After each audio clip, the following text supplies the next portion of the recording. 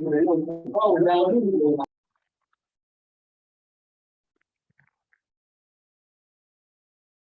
day, everyone.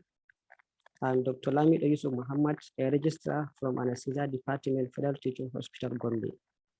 Today, I'm discussing control of intracranial pressure and basic consideration in neuroanesthesia under the following outline: introduction, anatomy, physiology, pathophysiology, effect of drugs on cerebral blood flow, clinical features of raised ICP, investigations, monitoring, anesthetic considerations, conclusion, and their references. By way of introduction, intracranial pressure is the pressure exerted by the cranium on the brain tissue, cerebrospinal fluid, and the brain circulating blood volume. Is the pressure inside the lateral ventricles and lumbar subarachnoid space in supine position, constantly fluctuating in response to activities, measured in millimeters of mercury. Normal value is usually between 1.5 to 15 millimeter of mercury, depending on the age of the individual. This is the anatomical structure of the brain and the spinal cord. The physiology: the brain receives about 20% of total body oxygen consumption and 25% of total body glucose consumption. The cerebral metabolic rate of oxygen is normally between 3 to 3.8 mils per 100 grams of brain tissue per minute. Brain glucose consumption is approximately 5 milligrams per 100 grams brain tissue per minute. Brain receives about 15% of the cardiac output to meet this high metabolic requirement. Normal cerebral blood flow is 50 mils per 100 gram brain tissue per minute, or about 75 mils per minute. This is the global cerebral blood flow. The regional cerebral blood flow is 80 mils per 100 gram of brain tissue per minute for the gray matter, while for the white matter is 20 mils per 100 gram brain tissue per minute. The critical cerebral blood flow, which is the cerebral blood flow below which cerebral ischemia become apparent on electroencephalography at slowing of EEG waves, is 20 to 25 mils per 100 gram brain tissue per minute. But this under anesthesia is reduced to about 18 mils per 100 gram brain tissue per minute.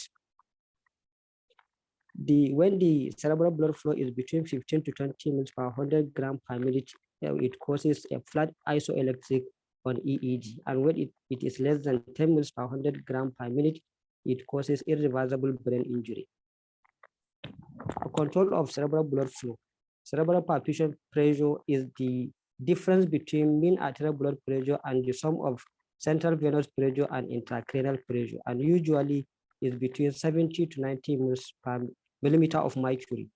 Usually, the CVP is not included in the equation because it is usually zero at the level of tympanic membrane, and the ICP is easier to measure.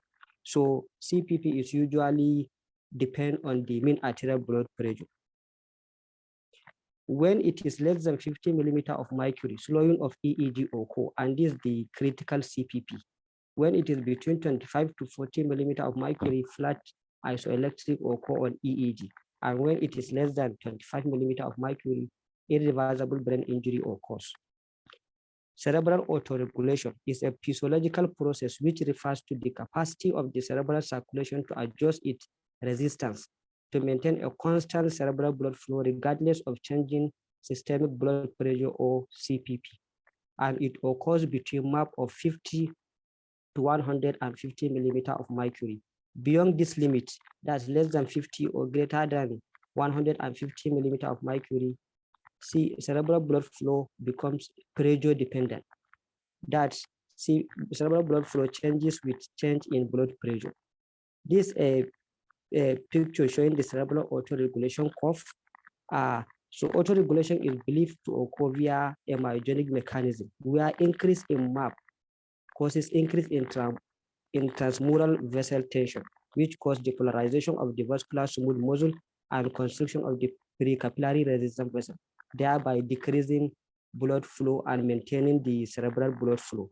The reverse happens when the MAP and intramural tension are decreased. But this, the upper and the lower limit usually is higher in a patient with a chronic hypertension, and so the curve is shifted to the left.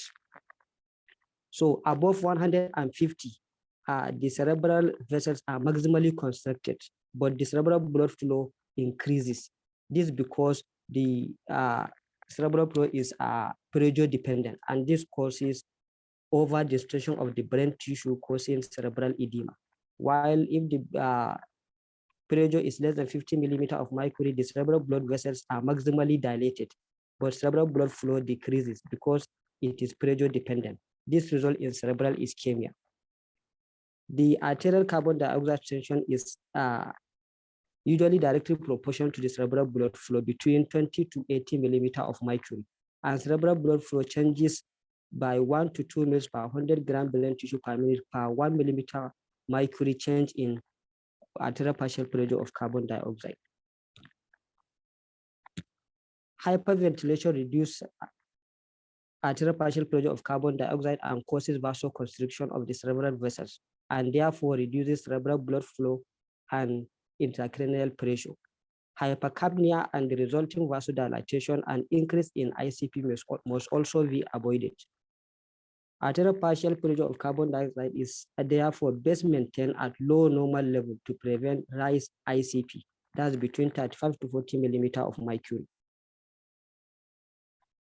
Arterial partial pressure of oxygen. Oxygen has little effect on the radius of blood vessels at partial pressure used clinically, and cerebral blood flow increases once arterial partial pressure of oxygen drops below about 6.7 kilopascal. So that cerebral blood flow is maintained. Increased oxygen will have the reverse effect and cause vasoconstriction, which is not clinically significant. This curve showing the relationship between cerebral blood flow and arterial partial pressure of oxygen and carbon dioxide. So as the arterial partial pressure of carbon dioxide increases, the cerebral blood flow will increase. But the partial pressure of oxygen will not affect cerebral blood flow until when the partial pressure of oxygen is less than 6.7. And the combination of hypoxia and the hypercarbia exert a synergistic effect on the cerebral blood flow that exceed the increase that will be produced by either factor alone. So temperature decreases cerebral metabolism, and the reverse occur when temperature is increased. For every 18 degrees Celsius decrease in brain temperature, cerebral metabolic rate and hence cerebral blood flow decrease by about 7%. Decreased temperature causes vasoconstriction, which decrease cerebral blood flow and cerebral metabolic rate. Cooling to 32 to 34 degrees Celsius is recommended in the treatment of raised ICP, refractory to other treatment modalities. At 20 degrees Celsius, EEG becomes isoelectric. Blood viscosity is mainly determined by hematocrit. Hematocrit between 30 to 50% has little effect on cerebral blood flow. Cerebral blood flow varies inversely with hematocrit. So when the hematocrit is less than 30%, there will be increase in cerebral blood flow. While when it is greater than 50, there will be decrease in cerebral blood flow. Okay. The cerebrospinal fluid.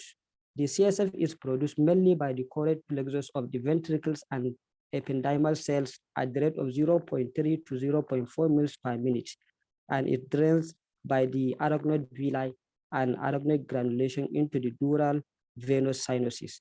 The production of CSF is constant, but if reabsorption is hampered or there is mechanical obstruction to the CSF flow, its volume increases, causes an increase intracranial pressure.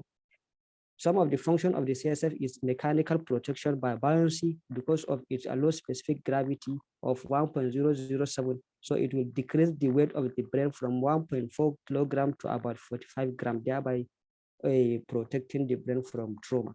CSF provides a constant chemical environment for neuronal activity. It also important for acid-based regulation for control of respiration. It provides medium for nutrients after they are transported actively across blood-brain barrier.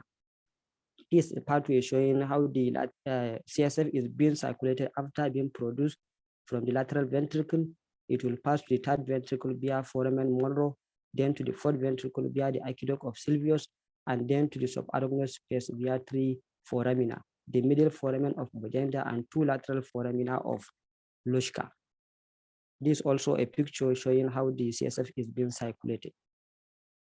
ICP is the pressure within the intracranial cavity, and the brain is enclosed within the cranial rigid skull with fixed volume consisting of the brain 80%, blood about 12%, and the CSF 8%.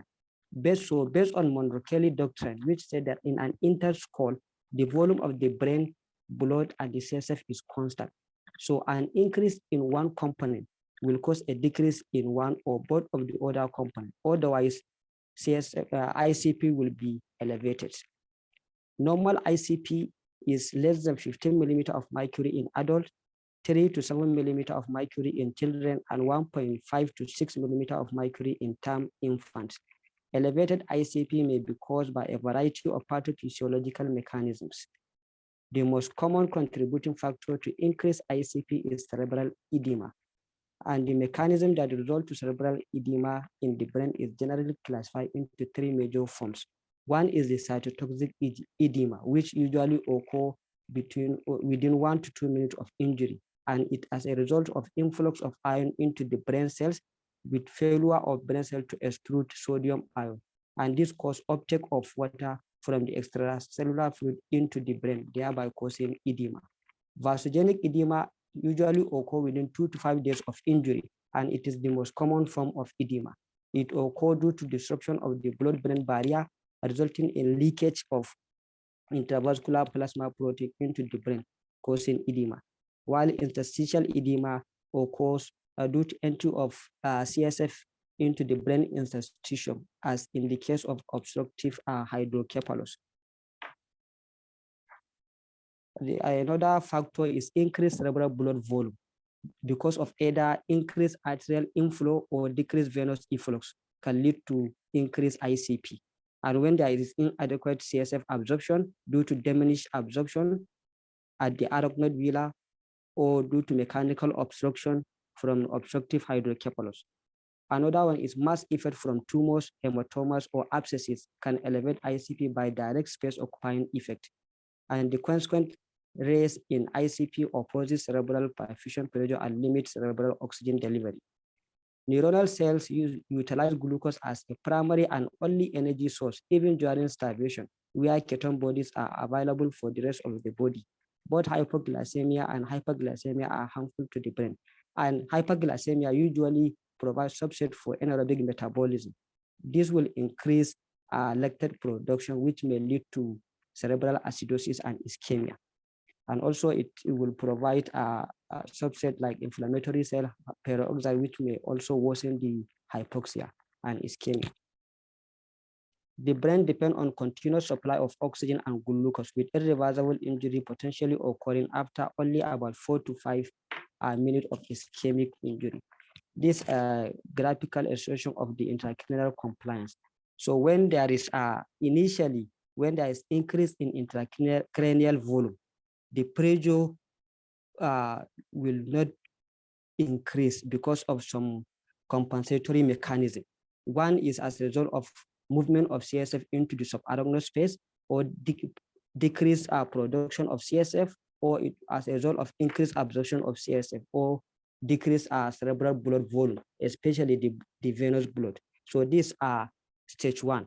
So when the compensatory mechanism is exhausted, any further increase in volume of the intracranial space will cause a raise in the ICP. That's when the compensatory mechanism is exhausted. And this is the stage 2 of intracranial compliance. ICP that is raised to a sufficient level for a sufficient duration causes brainstem ischemia and death. Sustained elevation in ICP can lead to catastrophic herniation of the brain. Herniation may occur at one of 4 sites. One, it will occur at sulfalcin herniation in the cingulate gyrus, or uncal herniation and the uncinate gyrus, or transcalvarial herniation at any defect in the skull, or tonsillar herniation from the cerebral tonsil through the foramen magnum.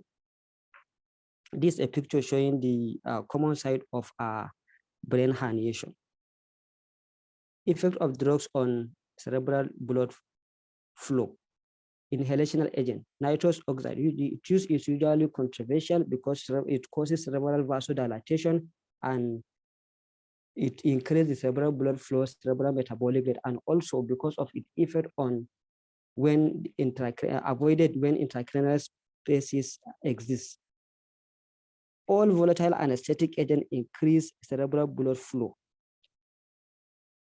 The effect of isoflurane on cerebral blood flow is minimal, and usually halogen and isoflurane at the mark of 1, at the mark of greater than 1, and sevoflurane at the mark greater than 1.5, they tend to abolish autoregulation.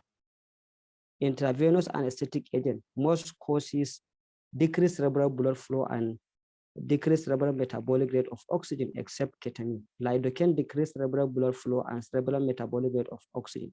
Autoregulation and carbon dioxide responsiveness is usually preserved. A muscle relaxant usually has no effect on cerebral blood flow and cerebral metabolic rate of oxygen because they don't close the blood-brain barrier. Vasoactive drugs, vasopressors may increase cerebral perfusion pressure indirectly and have little effect on ICP because they do not cross blood-brain barrier. Vasodilators causes increased cerebral blood flow and ICP by direct cerebral vasodilatation. Beta blockers have no effect. This is a table showing various effects of anesthetic agent on the cerebral blood flow, cerebral blood volume, CSF absorption, and the intracranial pressure. Clinical features of raised ICP usually is divided into late features and early features. The early feature will include initially patient will be asymptomatic and will start developing headache, nausea, and vomiting. The vomiting will be non-projectile, papillary edema, seizures. Among the late features will include focal neurological lesion, increased blood pressure, bradycardia, agitation, coma, apnea, ipsilateral, then bilateral papillary dilatation, decorticate, and then decelerate posture. Investigation will include brain CT scan, which will reveal size and location of the lesion, size of the ventricle, presence of midline shift, and evidence of generalized or peritumor cerebral edema. This is a picture of a CT scan of the brain. From the left is showing a normal CT scanning. The second picture on the left is showing generalized brain edema. The third one is showing, and the fourth one, they are showing perifocal edema around a brain tumor. This is a brain MRI showing cerebral edema on the first and the second lower images, while the upper images are usually normal brain MRI. This is a table showing various methods of ICP monitoring. One is intraventricular catheter, which is the gold standard and is the most invasive method. Sometimes may be difficult to insert and is associated with high risk of infection. So usually prophylactic antibiotics are given during this procedure. And also, apart from monitoring, it serves as a therapeutic purpose because it allows drainage of CSF to lower the ICP. Then intraparenchymal catheter. This is a catheter that is inserted into the brain parenchyma to monitor the ICP. Then subarachnoid catheter, epidural probe, and then lumbar CSF pressure. This is a picture showing various sides of ICP monitoring. ICP monitoring waveform. We have P1, P2, and P3. Usually P1 represents the arterial pulsation, P2 intracranial compliance, and P3 aortic valve closure. So normally the height of the waves is in order of P1 greater than P2 greater than P3, which as shown in A. So this is the normal height of the wave. But when P2 is the highest, this indicates potential raise in ICP as shown in diagram B. A pathological waveform, also called Lombardi waves. They are of three types: Lombardi A, B, and C. And these occur as a result of abrupt increase in amplitude of the ICP. Lombardi A wave usually occur when the amplitude is between 50 and 100 millimeter of mercury, and their duration lasts for about 5 to 20 minutes. While lumbar B waves usually occur when the amplitude of the wave is less than 50 millimeter of mercury, each lasting for 1 minute. While lumbar C usually occur when the amplitude is less than 20 and lasts for about 7 to 15 seconds. This is a graph of lumbar A and B waves. Anesthetic consideration include neurosurgical cases could be emergency or elective. In emergency, patient will come maybe with obstructive hydrocephalus with sign and symptom of raised ICP to be taken for emergency VP shunt insertion, or a multiple injured patient with features of ICP and blown abdominal trauma with suspected splenic injury may be booked as emergency for laparotomy. Neurosurgery cases, most of them are prolonged surgery lasting for greater than 7 hours or more. Bleeding, usually bleeding in neurosurgery cases are difficult to control, and any small increase in bleeding will raise the volume of the intracranial space, causing rise ACP. So control of bleeding is very essential, and the use of diatomy, especially bipolar diatomy, to control bleeding. And also in the preoperative period is very important to optimize patient and also group and cross-match adequate number of blood for possible intraoperative use. Then the control of intracranial pressure is very essential in neurosurgical cases, and this should be started from the preoperative period. Remote access, usually neurosurgery patients are distant patients because the surgeon is operating on the head of the patient. So it's very important to secure your tube firmly and also position the patient properly. Unusual position. Most of the neurosurgery cases are done in various positioning, ranging from spine position, stem position, or prone position. And usually unusual equipment and technique like stereotactic and intra-op work up in epileptic surgery. The preoperative assessment is a routine pre-anesthetic evaluation is a process that includes clinical assessment, risk stratification, and optimization before surgery. And it involves adequate history, which could be general and neurological assessment. Look for signs and symptoms of raised ICP, which will include headache, nausea, vomiting, visual disturbance, polydipsia, menstrual irregularities, past medical and surgical history of comorbidities like hypertension, diabetic, cerebrovascular diseases, and their mode of treatment and compliance to medication. Medication treatment for precaution and also for advanced effect. For example, if the patient is on diuretic, there is risk of electrolyte drainment, or if the patient is taking corticosteroid, patient may present with corticosteroid-induced hyperglycemia. Physical examination and neurological examination should be done, including mental status of the patient, sensory and motor examination. Investigation will include full blood count, clotting profile, electrourea and creatinine to know the renal function, LFT, chest X-ray to maybe reveal metastasis in case of tumor, ECG and echocardiography. Special radiological investigation include a CT scan of the brain and MRI. Group and cross-match blood for intraoperative use, consent should be signed, and fasting guideline instituted. Then ASA status should be assigned to the patient, and it will be 3 and above depending on the condition of the patient. Pre-medication. If the patient is conscious with no sign or symptoms of raised ICP, low dose of benzodiazepine should be given to the patient to allay anxiety. But if the patient is presented with raised ICP or with altered level of consciousness, sedative pre-medication shall be avoided. Corticosteroid and anticonvulsant shall be continued till the morning of surgery. Prophylactic antibiotic is important. Counsel patient for possible ICU or HDU admission post-operatively. The intraoperative management.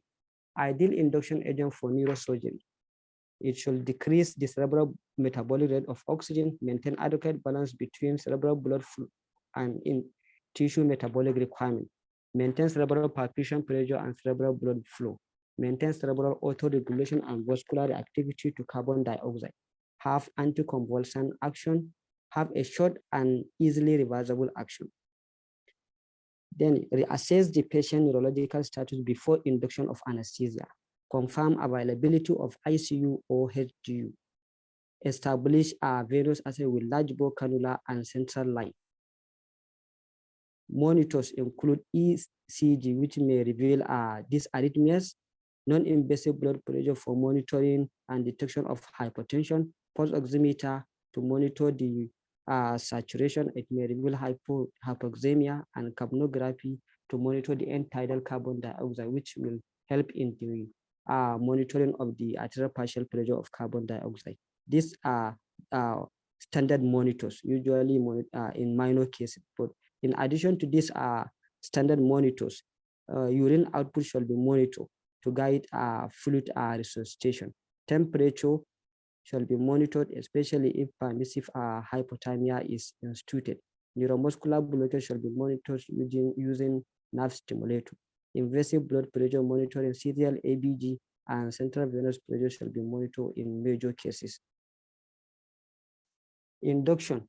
The goal is to have a smooth induction and limit the hypertensive response to laryngoscopy and intubation.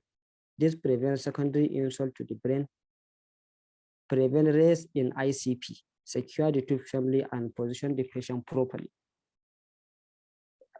Smooth induction is to avoid further increase in ICP. Stress response of intubation can be avoided by either deepening anesthesia or by administering IV short-acting opioid like fentanyl at the dose of 2 to 8 microgram per kg, or by IV lidocaine 1.5 milligram per kg, or shortening the laryngoscopy time, or by administering IV beta blocker like labetalol or esmolol. Induction agent of choice is a drug that will decrease cerebral blood flow and ICP. Thiopentone provides greater brain protection as it decreases cerebral blood flow and ICP. Propofol decreases cerebral blood flow and ICP. And also it have a early recovery. Muscle relaxant, non-depolarizing muscle relaxant such as rocuronium, vecuronium, and cis-atracurium can be used. Succinyl choline may increase ICP due to fasciculation, so it's used especially if there is anticipated difficult airway or potentially full stomach patient as in emergency. Endotracheal tube shall be armored non-kinkable tube and shall be well secured after correct placement, after confirmation of correct placement, and after positioning. Maintenance of anesthesia. Anesthesia is maintained by total intravenous anesthesia with propofol, inhalational technique with volatile agents, neuromuscular agent administered by continuous infusion or intermittent boluses, analgesia maintained with intermittent boluses of fentanyl or ramifentanil. Permissive hyperventilation is needed to maintain arterial partial pressure of carbon dioxide between 35 to 40 millimeter of mercury, and avoid severe hypocarbia as it causes cerebral vasoconstriction, which increases cerebral ischemia. Avoid hypercarbia as it causes cerebral vasodilatation, resulting in increase in cerebral blood flow and ICP. Avoid positive end expiratory pressure and high airway pressure because both increase cerebral central venous pressure, which in turn increase ICP. The fluid management. IV fluid use judiciously and be sufficient to maintain intravenous volume and hemodynamic stability.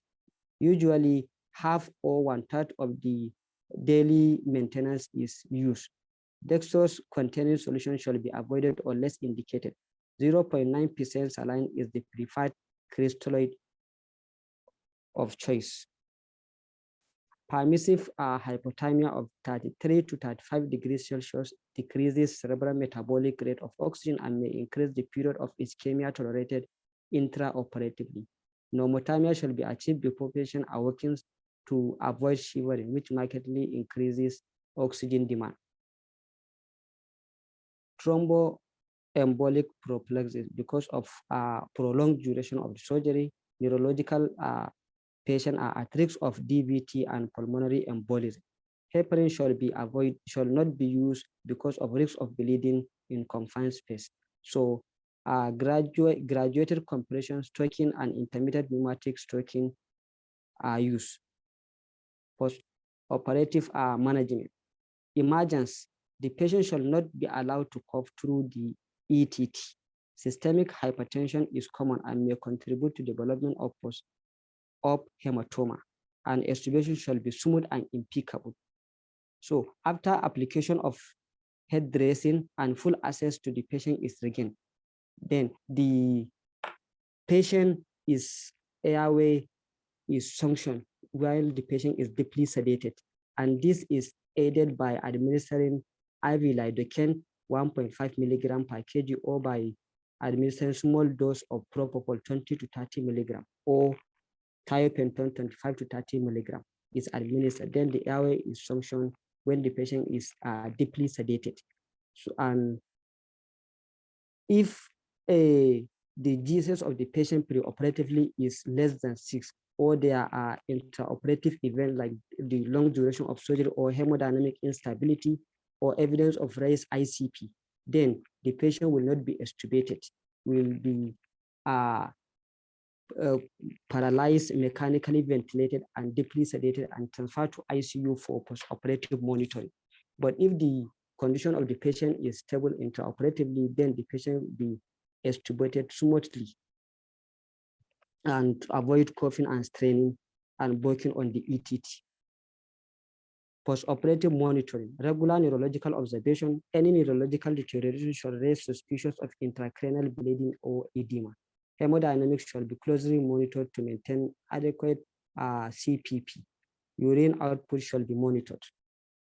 In conclusion, neuroanesthesia is an extremely interesting and fascinating aspect of anesthesia, anesthetic practice. It involves the anesthetic management of neurosurgical patient and requires the understanding of anatomy, pathophysiology, disease process, technical skill, and cooperation with a wider number of team members. The need for a successful interaction with patient and their family is paramount. These are some of my references. Thank you for listening.